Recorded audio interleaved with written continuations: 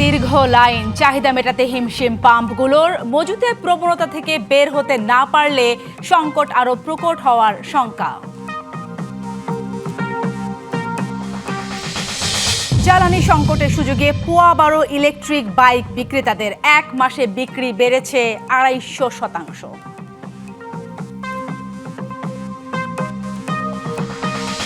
মধ্যপ্রাচ্যে যুদ্ধের জেরে দেশের অর্থনীতিতে রক্তক্ষরণ হচ্ছে। সংকট দীর্ঘস্থায়ী হলে প্রভাব পড়বে নিত্য পণ্যের দামেও, বললেন অর্থমন্ত্রী। সীমিত পরিসরে হামের বিশেষ টিকা কার্যক্রম শুরু। ৩রা মে থেকে সারা দেশে অন্তর্বর্তী সরকার টিকা বন্ধ করায় এমন বজ্রাঘাত, বললেন স্বাস্থ্যমন্ত্রী। জাতীয় সংসদে নারীর প্রতিনিধিত্ব কমায় দায়ী খোদ রাজনৈতিক দলগুলো। সদিচ্ছার অভাবকেই দুষছেন বিশেষজ্ঞরা।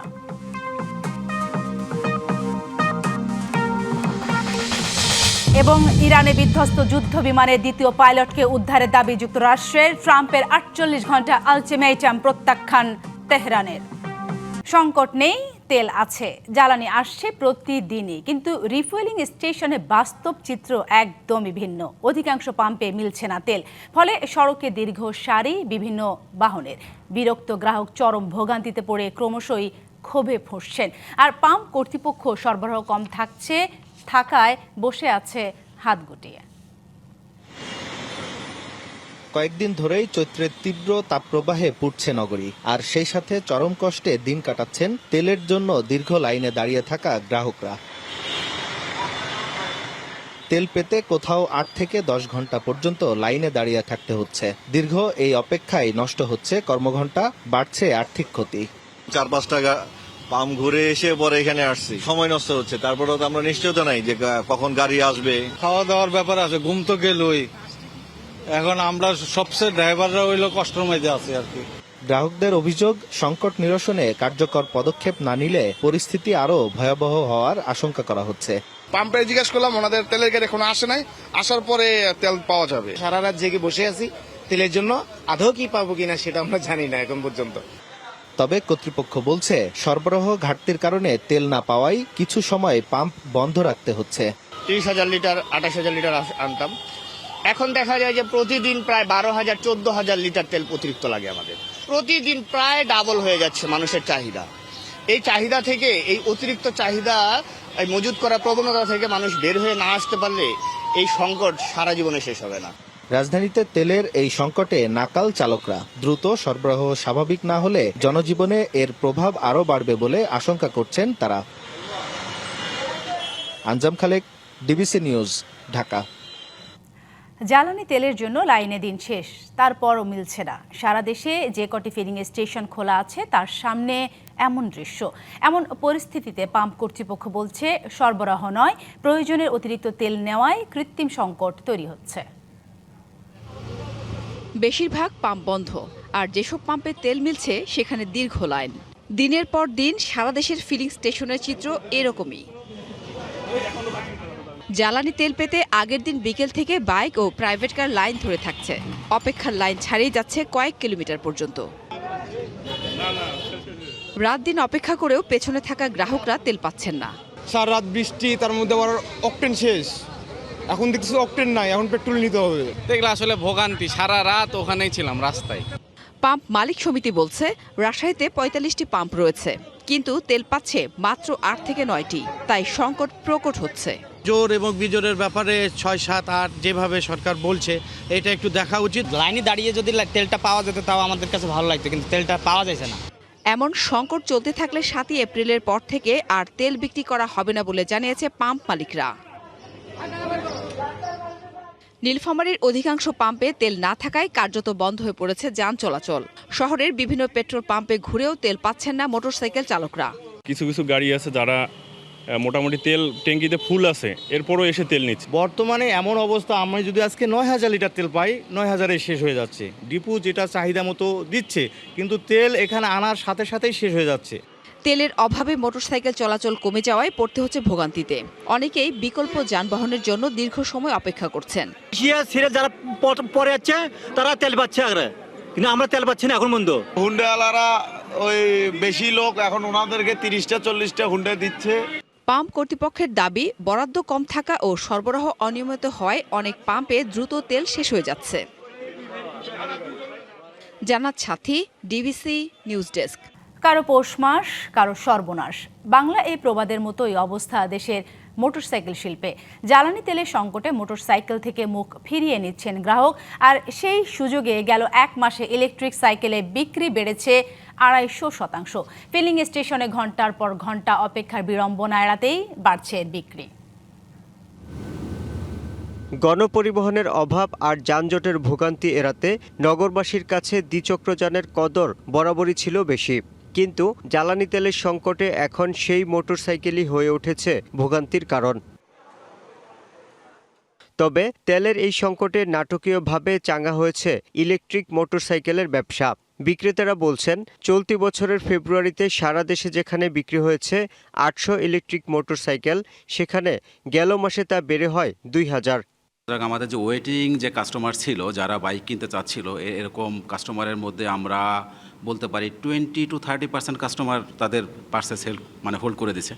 যদি তেল না থাকে আপনারা ডিক্লেয়ার দেন, আমরা ওইভাবে প্রস্তুতি নিব। যদি থাকে হয় প্রাইস কমান অথবা অ্যাভেলেবেল করে দেন। যখন থেকে এই যে ফুয়েলের সমস্যা দেখা দিচ্ছে, তখন থেকে ইভিতে মোটামুটি একটু চাপ বাড়ছে। 20%-এর মতো সেলও আমাদের আপডেট হচ্ছে।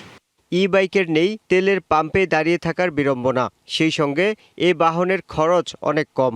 তেলের বাইক ইউজার ছিলাম, বাট ওটা সেল করে দিয়েছি, কারণ হচ্ছে এই তেল সংকটেরটাকে সামনে রেখে, কারণ ওইভাবে লাইন ধরে রাখা তেল নেওয়া সম্ভব না আসলে। খুব ইজিলি আমি চার্জ দিতে পারতেছি, আর সকালে আমি মুভ করতে পারতেছি অফিসে, যার ফলে আমি এই স্কুটিটা ঈদের আগেই নিয়েছি আর কি।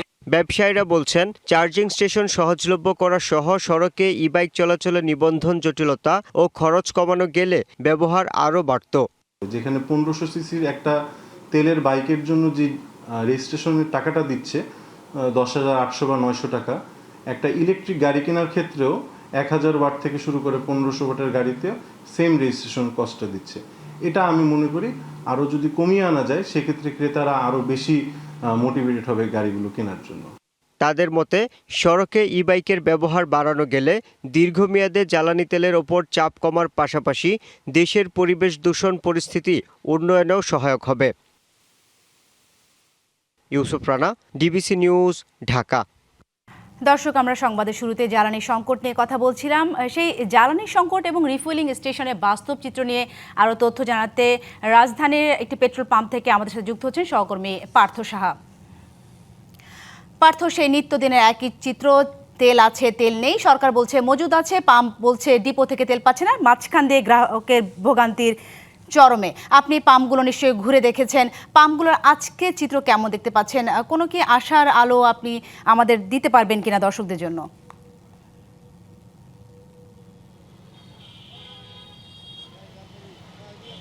সাথী, আশার আলো বলতে প্রতিদিন যে চিত্র আপনার মাধ্যমে আমাদের দর্শকদেরকে দেখানোর চেষ্টা করি, সেই একই রকম চিত্র আজও কিন্তু সকাল থেকে বিভিন্ন পেট্রোল পাম্পে কিন্তু আসলে লক্ষ্য করেছি। গাড়ির দীর্ঘ লাইন, তেল সরবরাহ করা হচ্ছে রেশনিং পদ্ধতিতে, অর্থাৎ 5 থেকে 6 লিটার বাইক, প্রাইভেট কারকে 10 লিটার এবং মাইক্রোবাসকে 25 লিটার তেল অবধি কিন্তু আসলে সরবরাহ করা হচ্ছে। এদিকে ভোক্তা যারা রয়েছে তাদের যে চাওয়া পাওয়া, তাদের যে চাহিদা, সেটি কিন্তু সবসময় তুঙ্গে, অর্থাৎ তারা কিন্তু চাচ্ছেন যে প্রতিটা ফুয়েল স্টেশন থেকে তাদেরকে যেন যে চাহিদা অনুযায়ী যেন ফুল ট্যাঙ্কি তেল দেওয়া হয়। কিন্তু ফুয়েল অর্থাৎ পেট্রোল পাম্প কর্তৃপক্ষ যারা, তারা কিন্তু বলছেন যে ডিপো থেকে তাদের আসলে ভোক্তার যে চাহিদা, সেই চাহিদা অনুযায়ী কিন্তু তেল সরবরাহ করা হচ্ছে না, যে কারণে তারা ভোক্তার চাহিদা অনুযায়ী তেল সরবরাহ করতে পারছেন না। রেশনিং পদ্ধতিতে 5 লিটার, 10 লিটার এবং 25 লিটার যে একটি ধারা বা যে একটি রুট তারা তৈরি করেছে, সেই অনুযায়ী কিন্তু তারা তেল দিচ্ছেন। তবুও কিন্তু বেশিরভাগ পেট্রোল পাম্পে দীর্ঘ লাইনে অপেক্ষারত কয়েকশো যে চালক যারা রয়েছেন, তাদের অনেকেই কিন্তু আসলে তেল পাচ্ছেন না। দিন শেষে যখন তেল শেষ হয়ে যাচ্ছে, সেই মুহূর্তে কিন্তু আসলে যারা বাইক চালক বা বিভিন্ন যানবাহনের চালক যারা রয়েছে, তারা কিন্তু অনেকটা নিরাশ হয়ে ফিরে যাচ্ছেন। এদিকে কর্তৃপক্ষ বলছেন যে ডিপো থেকে তাদের যে চাহিদা, সেই চাহিদা অনুযায়ী খুব কম তেল আসলে তারা সরবরাহ করা হচ্ছে তাদের ফুয়েল পাম্পে, অর্থাৎ পেট্রোল পাম্পে, যে কারণে তারা ভোক্তা চাহিদা অনুযায়ী সরবরাহ করতে অনেকটাই ব্যর্থ হচ্ছেন। সাথী, এই ছিল মহাখালী পেট্রোল পাম্প থেকে আমার কাছে বর্তমানে সবশেষ। ধন্যবাদ পার্থ আপনাকে। সাশ্রয়ী মূল্যে যে কোনো উৎস থেকে বাংলাদেশ তেল কিনবে বলে জানিয়েছেন পররাষ্ট্রমন্ত্রী ডক্টর খলিলুর রহমান। রবিবার সচিবালয়ে ঢাকায় নিযুক্ত আমেরিকান রাষ্ট্রদূতের সঙ্গে প্রধানমন্ত্রীর সৌজন্য সাক্ষাৎ শেষে সাংবাদিকদের কথা জানান মন্ত্রী। তিনি বলেন, আমেরিকা বাংলাদেশ সম্পর্ক এবং উন্নয়ন সহযোগিতা নিয়ে মার্কিন রাষ্ট্রদূতের সঙ্গে প্রধানমন্ত্রীর আলাপ হয়েছে। রোহিঙ্গাদের সহযোগিতা অব্যাহত রাখা সহ জ্বালানি নিরাপত্তার জন্য বাংলাদেশকে সাহায্য করার কথা জানান রাষ্ট্রদূত। পররাষ্ট্রমন্ত্রী জানান, যুক্তরাষ্ট্রের সঙ্গে বাংলাদেশের কোনো গোপন চুক্তি নেই।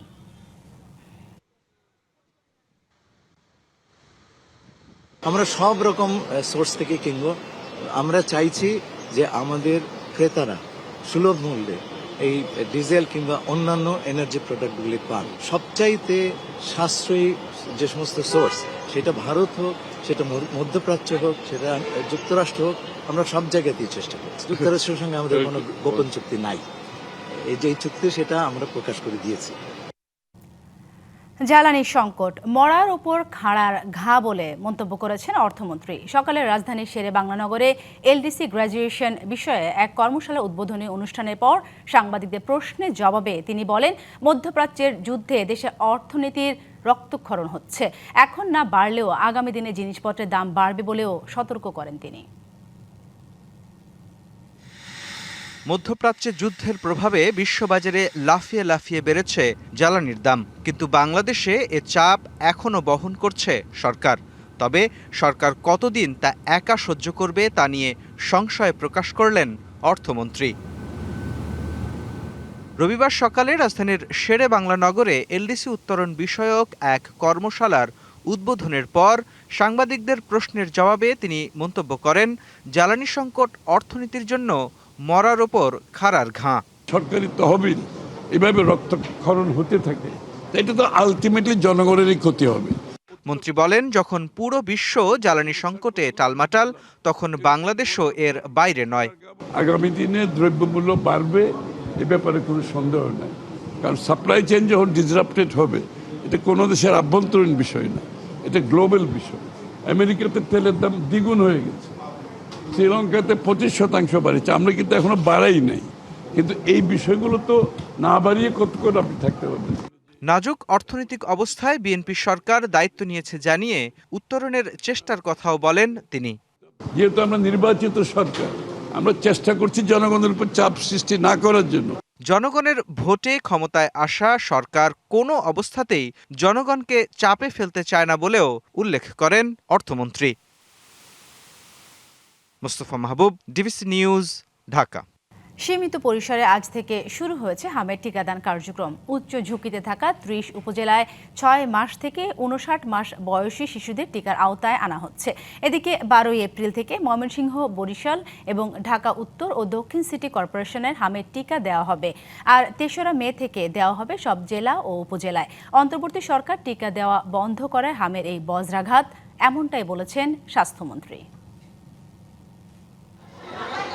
অদৃশ্য সংক্রমণের নীরব বিস্তার এখন রূপ নিচ্ছে জনস্বাস্থ্যের উদ্বেগজনক সংকটে। দেশজুড়ে শিশুরা এই রোগে আক্রান্ত হওয়ায় অভিভাবকদের মধ্যে বাড়ছে শঙ্কা, স্বাস্থ্য ব্যবস্থার উপর পড়ছে বাড়তি চাপ। পরিস্থিতি নিয়ন্ত্রণে 18 জেলার উচ্চ ঝুঁকিপূর্ণ 30টি উপজেলায় শিশুদের দেয়া হচ্ছে হামের টিকা।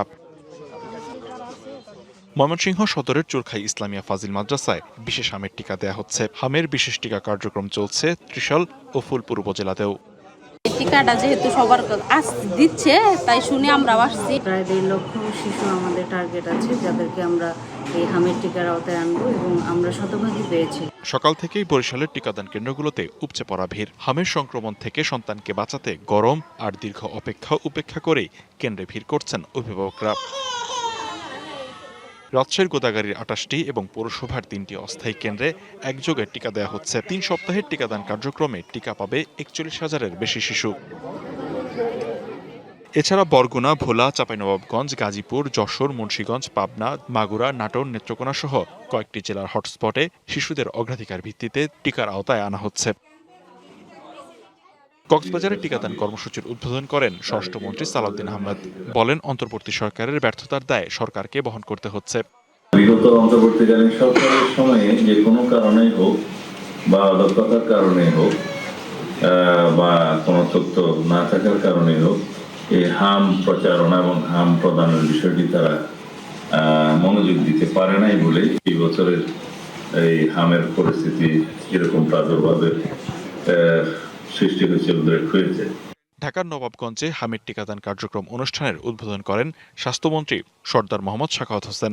বলেন, অতীতে সরকার বিশেষ টিকাদান কার্যক্রম বন্ধ রাখায় চ্যালেঞ্জের মুখে পড়তে হচ্ছে। আমি অতীতের কোনো সমালোচনা করতে চাই না, তবে একটি কথা বলবো, সারা পৃথিবীব্যাপী যেই প্যান্ডেমিকগুলি শুরু হয়ে যায়, এটা একটা ভয়াবহ রোগ, করোনার চেয়ে কোনো অংশে কম না, এবং এটাকে খুব মিসহ্যান্ডেল করেছে অতীতের সরকারগুলি। আজকে আমরা এই টিকাদান কর্মসূচি সারা বাংলাদেশে শুরু করেছি, 5টি স্থানে আমরা নিজেরা থেকে করতেছি। দেশের টিকার সংকট নেই জানিয়ে স্বাস্থ্যমন্ত্রী আরো বলেন, চ্যালেঞ্জ সফলভাবে মোকাবেলা করবে সরকার। লিখন কান্তি ভৌমিক, ডিবিসি নিউজ ডেস্ক।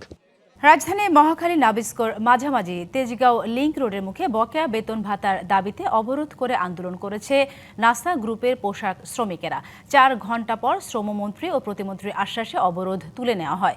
সকাল 10টার পর সড়ক অবরোধ করে এই বিক্ষোভ মিছিল করে। এতে তেজগাঁও থেকে মহাখালী উত্তরা রুটে এবং উত্তরা থেকে মহাখালী তেজগাঁও রুটে যানবাহন চলাচল বন্ধ হয়ে যায়, দেখা দেয় দীর্ঘ যানজট। এ সময় বকেয়া টাকা পরিশোধ এবং গার্মেন্টস চালু না করা পর্যন্ত বিক্ষোভকারীরা অবরোধ চালিয়ে যাওয়ার ঘোষণা দেন। এর আগে প্রায় 700 থেকে 800 পোশাক কর্মী বেতনের দাবিতে রাস্তায় নামে। পরে সোমবার আলোচনার মাধ্যমে সমস্যা সমাধানে আশ্বাস পেয়ে তারা অবরোধ প্রত্যাহার করে। প্রায় 15 দিন হয়ে গেছে, তার মধ্যে কোনো ডিসিশন দি নাই যে খুলবে না খুলবে, কোনো টাকা পয়সা কোনো লেনদেন করে নাই। বেতন আছে 1 মাসের এবং ছুটির টাকা। হয় ফ্যাক্টরিটা খুললে দেখ সুষ্ঠু মতন, না হয় ফ্যাক্টরি বন্ধ করে দিলে দেনা পাওনা সব বুঝাই দেখ, এটাই আমাদের চাওয়া। আমাদের দাবি ওই আমাদের ফ্যাক্টরি খুলে দিতে হবে, তা না হলে আমাদের দেনা পাওনা সব বুঝাইয়ে দিতে হবে। চট্টগ্রামে ওয়াসিম সহ 13 হত্যা মামলায় সাবেক পররাষ্ট্রমন্ত্রী ডক্টর হাসান মাহমুদ সহ 22 জনের বিরুদ্ধে ট্রাইব্যুনালে আনুষ্ঠানিক অভিযোগ দাখিল করেছে প্রসিকিউশন। পরে আলোচিত এই মামলাটি আন্তর্জাতিক অপরাধ ট্রাইব্যুনাল 2-এ বিচারের জন্য পাঠিয়ে দেয় ট্রাইব্যুনালের রেজিস্ট্রার। সেই সাথে জুলাই গণ অভ্যুত্থানে আন্দোলনের সময় কারফিউ জারি ও ব্যবসায়ীদের নিয়ে গণভবনে বৈঠক করে হত্যাকাণ্ডে উস্কানি সহায়তা সহ 5 অভিযোগে সাবেক আইনমন্ত্রী আনিসুল হক ও শেখ হাসিনার উপদেষ্টা সালমান এফ রহমানের বিরুদ্ধে চতুর্থ দিনের সাক্ষ্য গ্রহণ অনুষ্ঠিত হয়েছে। বিচারপতি গোলাম মুর্তুজা মজুমদারের নেতৃত্বাধীন আন্তর্জাতিক অপরাধ ট্রাইব্যুনাল 1-এ হয় এ সাক্ষ্য। অন্যদিকে ট্রাইব্যুনাল 2-এ কুষ্টিয়ায় 6 জনকে হত্যাসহ 3 অভিযোগে করা জুলাইয়ে মানবতা বিরোধী অপরাধের মামলায় আওয়ামী লীগ নেতা মাহবুব উল আলম হানিফ সহ 4 আসামির বিরুদ্ধে সাক্ষ্য গ্রহণ করা হয়। আইন শৃঙ্খলা রক্ষা ও জঙ্গি দমনে পেশাদার বাহিনী হিসেবে র্যাব এর প্রয়োজনীয়তা আছে বলে মনে করেন বাহিনীটির মহাপরিচালক আহসান হাবিব পলাশ। রবিবার সকালে কারণ বাজারের মিডিয়া সেন্টারে সংবাদ সম্মেলনে সাংবাদিকদের প্রশ্নে একথা বলেন তিনি। এ সময় সংস্থাটির নির্দেশনা সঠিকভাবে পরিচালনা করছে জানিয়ে তিনি বলেন, অতীতে র্যাব কর্মকর্তাদের সকল অপকর্মের বিষয়ে আদালতকে সব ধরনের সহযোগিতা করা হবে। সাংবাদিকদের প্রশ্নের জবাবে তিনি আরও জানান, র্যাব বিলুপ্ত হবে না থাকবে বিষয়টি সরকারের বিবেচনা ও দায়িত্বের উপর নির্ভর করে। এছাড়া র্যাব এর অপকর্ম কমে গেছে বলেও দাবি করেন আহসান হাবিব।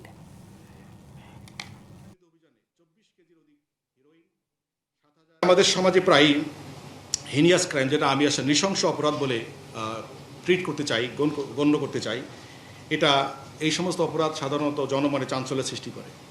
জনমনের স্বস্তি ফেরাতে এসব অপরাধীকে দ্রুত আইনের আওতায় আনতে আইনশৃঙ্খলা বাহিনীর অত্যন্ত গুরুত্বপূর্ণ ভূমিকা থাকে। এ ধরনের অপরাধীদের আইনের আওতায় আনার ক্ষেত্রে র্যাব সবসময়ই সর্বাধিক গুরুত্ব দিয়ে বিবেচনা করে। সংসদে নারী প্রতিনিধিত্ব কমে যাওয়ার জন্য দায়ী রাজনৈতিক দলগুলো। এক্ষেত্রে রয়েছে তাদের সদিচ্ছার অভাব। দলের মধ্যে প্রতিনিধিত্ব কম হওয়ায় নারী প্রার্থীরাও বেশি আগ্রহী হচ্ছেন সংরক্ষিত আসনে। এক্ষেত্রেও সংসদে পাঠানোর আগে রাষ্ট্র ও রাজনৈতিক দলগুলোকে নারীর দক্ষতা বৃদ্ধিতে জোর দিতে হবে, এমনটাই মনে করছেন বিশ্লেষকরা। স্বজনপ্রীতি এড়িয়ে দলে সক্রিয় এবং যোগ্য নারী প্রার্থীদের মনোনয়ন দিয়ে সংসদে প্রতিনিধিত্ব নিশ্চিত করার পরামর্শ তাদের। সংবিধানের ৬৫(৩) অনুচ্ছেদ অনুযায়ী সংসদে নারীদের জন্য ৫০টি আসন সংরক্ষিত রয়েছে।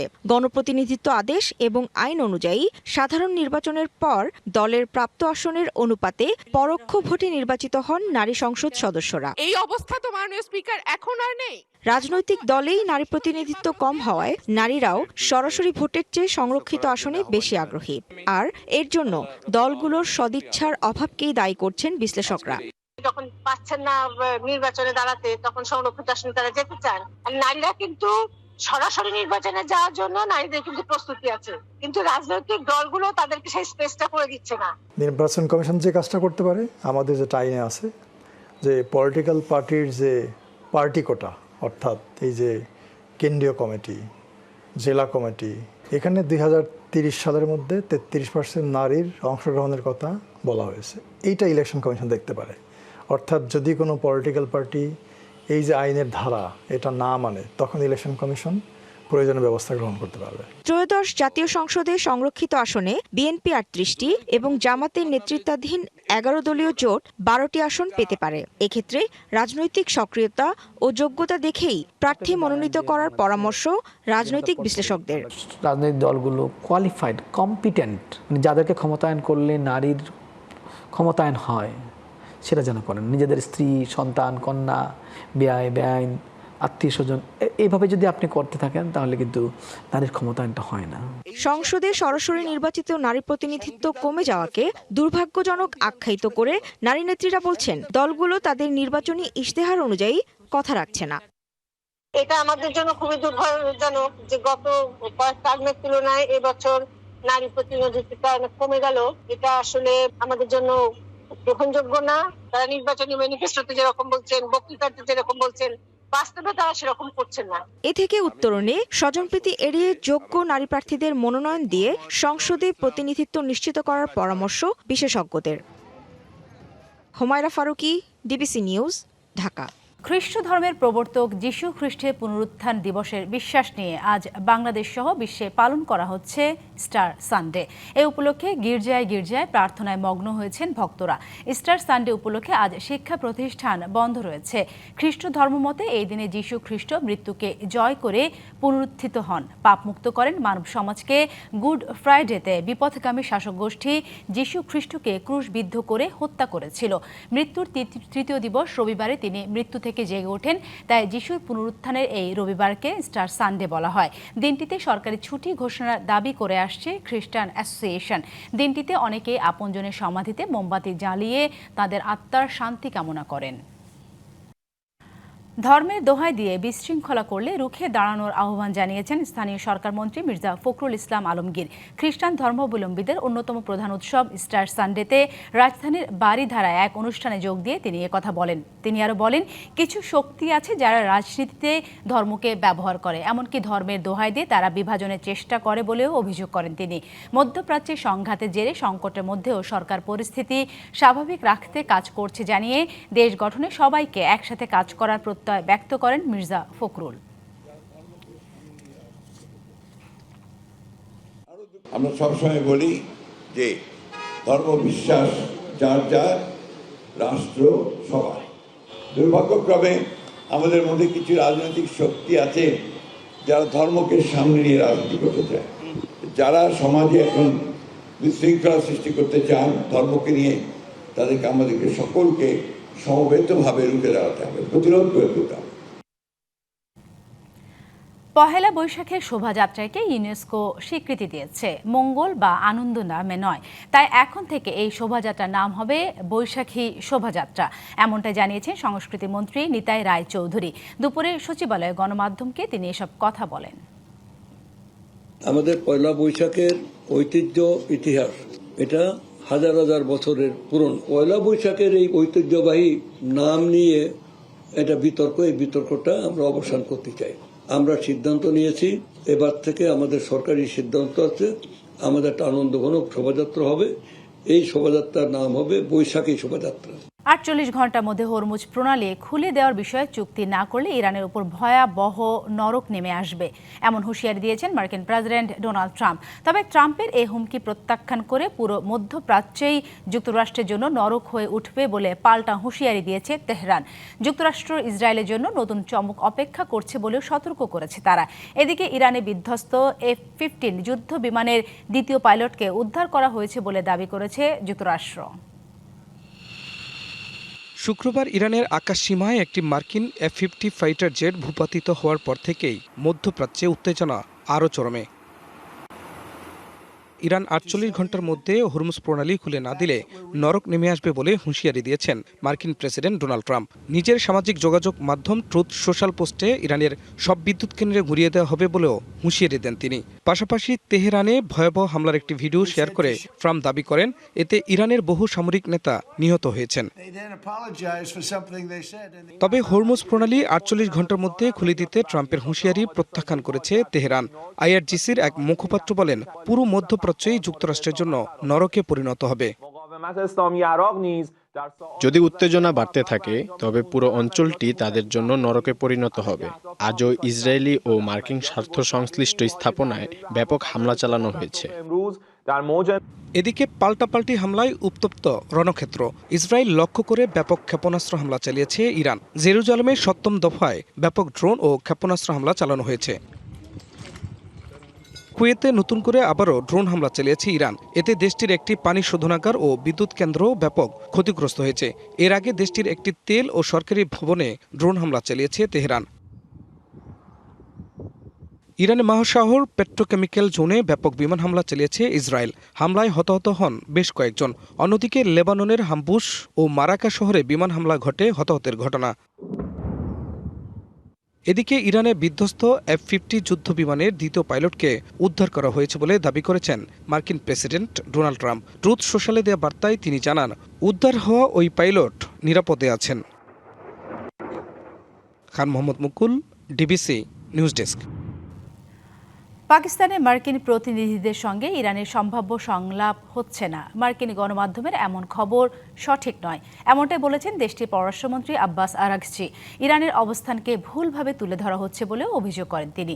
সামাজিক যোগাযোগ মাধ্যম এক্সে দেওয়া বার্তায় আরাগচি বলেন, সংলাপ ও কূটনৈতিকভাবে সমস্যা সমাধানে পাকিস্তান যে প্রচেষ্টা চালাচ্ছে ইরান তাতে কৃতজ্ঞ। এই যুদ্ধের চূড়ান্ত এবং স্থায়ী সমাধানই তেহরানের কাছে মুখ্য বলে উল্লেখ করেন তিনি। গত 28 ফেব্রুয়ারি ইরানে মার্কিন ইসরায়েলি হামলা শুরুর পর মার্চের দ্বিতীয় সপ্তাহ থেকে ইরান ও যুক্তরাষ্ট্রের মধ্যে সংলাপ শুরুর জন্য কূটনৈতিক প্রচেষ্টা শুরু করে পাকিস্তান।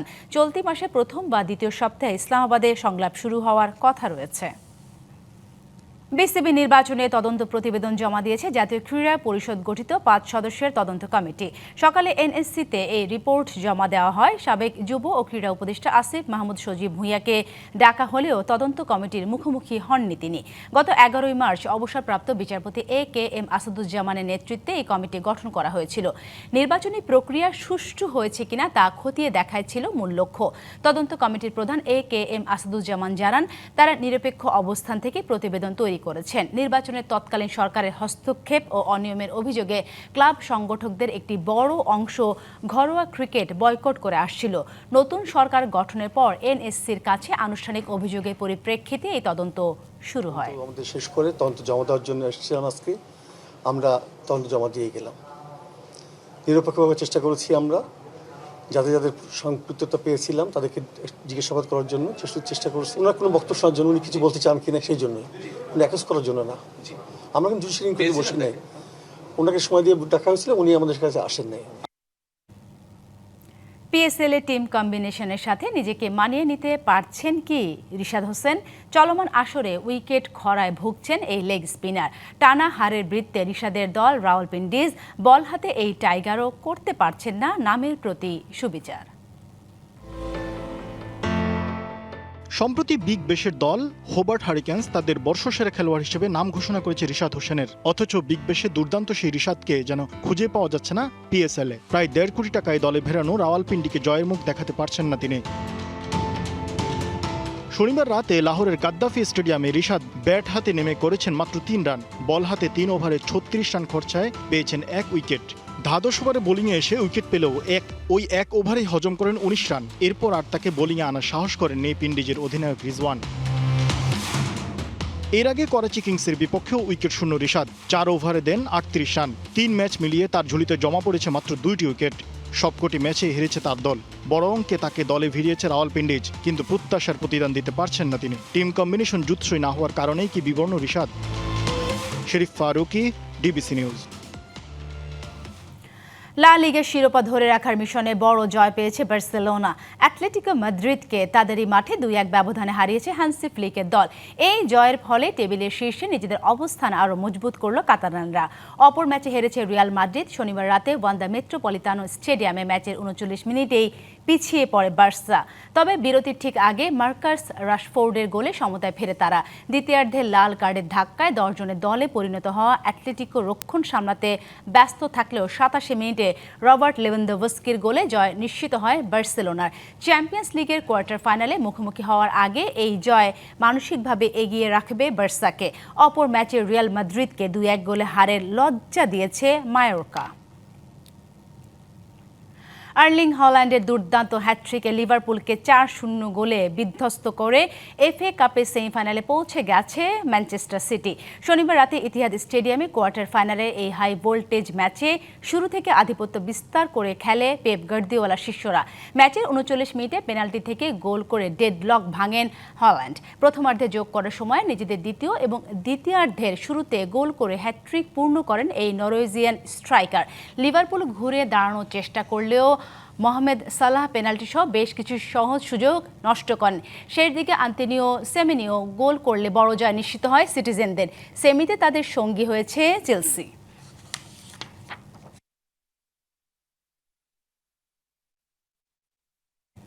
ডিবিসি সংবাদে এই ছিল এখনকার মতো। ডিবিসি নিউজের সংবাদগুলো পড়তে ভিজিট করুন dbcnews.tv আর ভিজিট করুন ডিবিসির ফেসবুক পেজ এবং ইউটিউব চ্যানেল। ডিবিসির সঙ্গেই থাকুন।